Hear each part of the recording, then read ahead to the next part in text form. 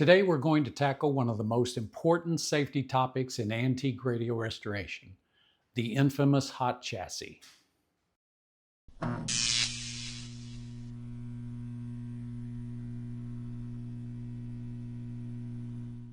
Hi everyone, I'm Jim Hounshell and welcome to the Old Radio Revival.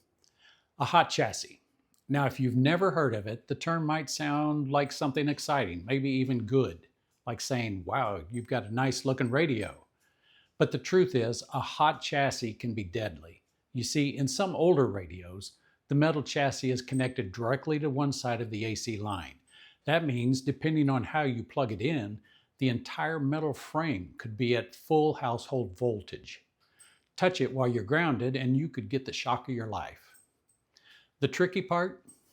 From the outside, the radio looks harmless. It doesn't warn you. There's no bright label or blinking light. You only find out it's hot when it's too late, unless you know exactly how to identify it and work with it safely. You know, that makes me think of something Jesus said to the Pharisees in Matthew 23:27.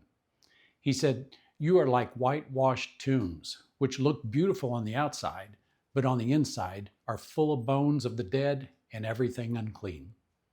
He was talking about the danger of looking fine on the outside while hiding something deadly inside, a spiritual danger.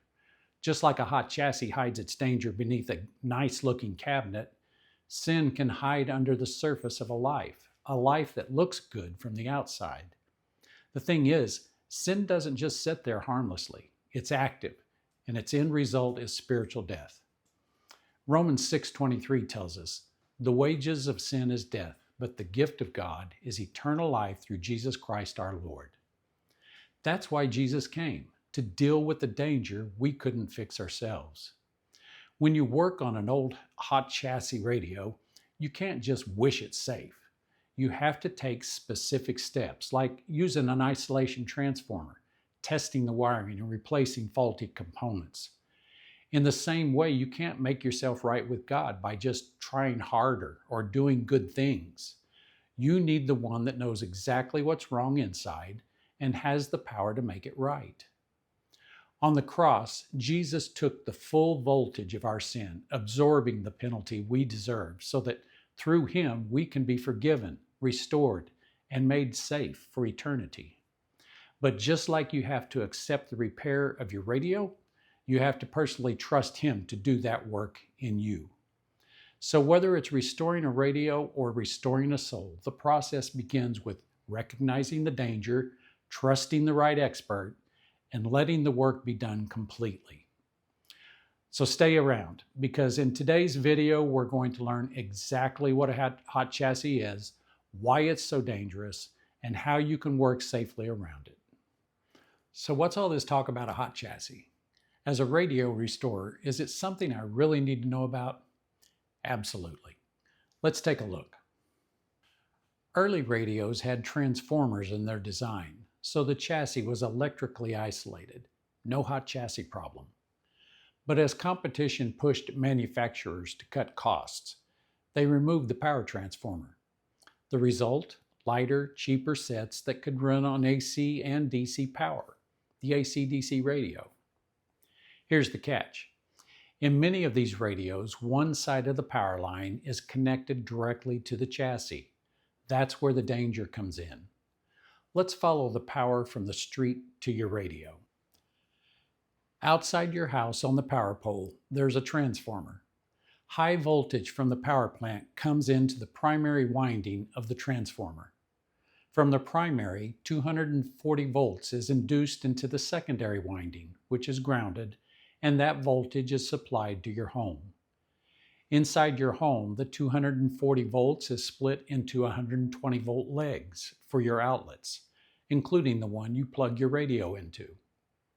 Modern plugs are polarized. One prong is wider so it can only go in one way.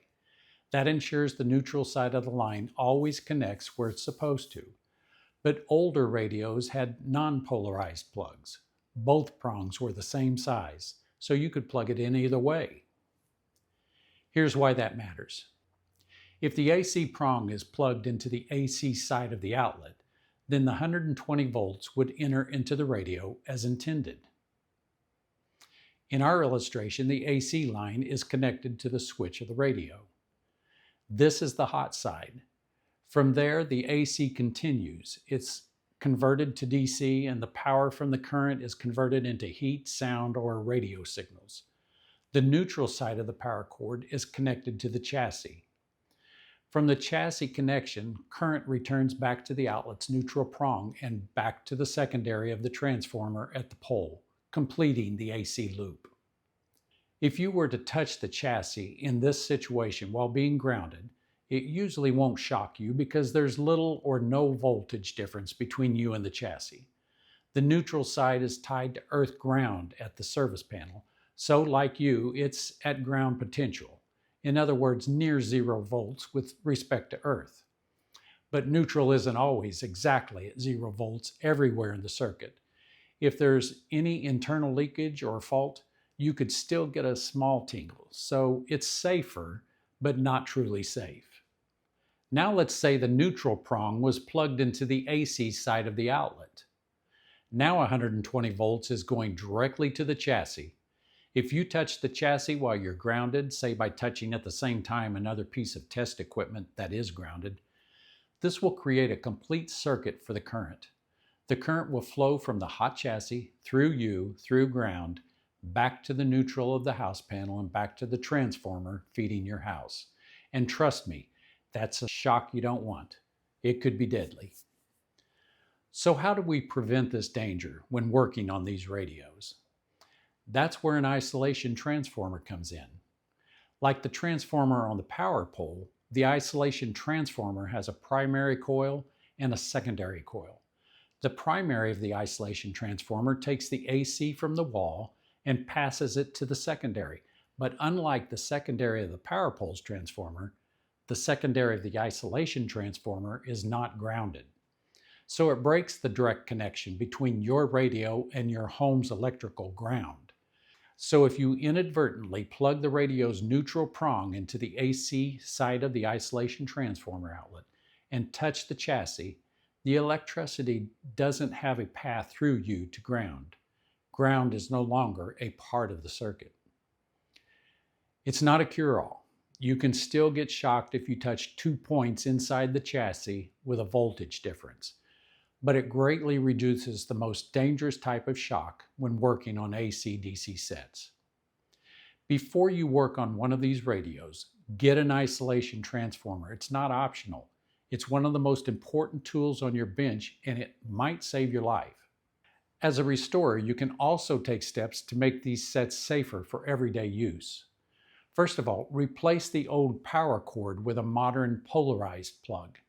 Like I said before, on a polarized plug, the neutral prong is wider than the AC prong, so it won't fit into the AC side of the outlet. Assuming your outlets are wired correctly, the polarized plug eliminates the chance of placing 120 volts on the chassis.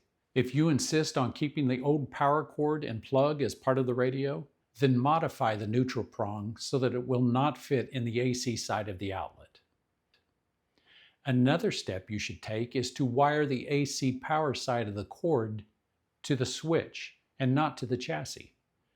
While a polarized plug ensures the neutral is consistently connected to the chassis, the original design of many older radios, especially All-American 5 radios, often had the power switch on the chassis or neutral side. This means that with the switch off, the chassis could still be energized through the tube filaments, creating a shock hazard.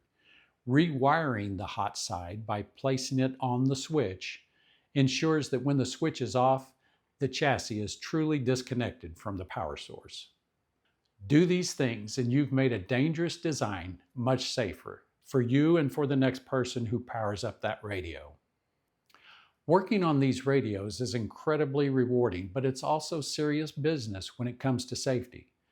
Use an isolation transformer. It isn't just another gadget, it's a layer of protection that can keep a simple restoration from turning into an emergency. Always remember, no project is worth risking your life. Take your time, use the right tools, and respect the power you're working with. If you found this video useful, give it a thumbs up and please subscribe. I'll see you in the next video.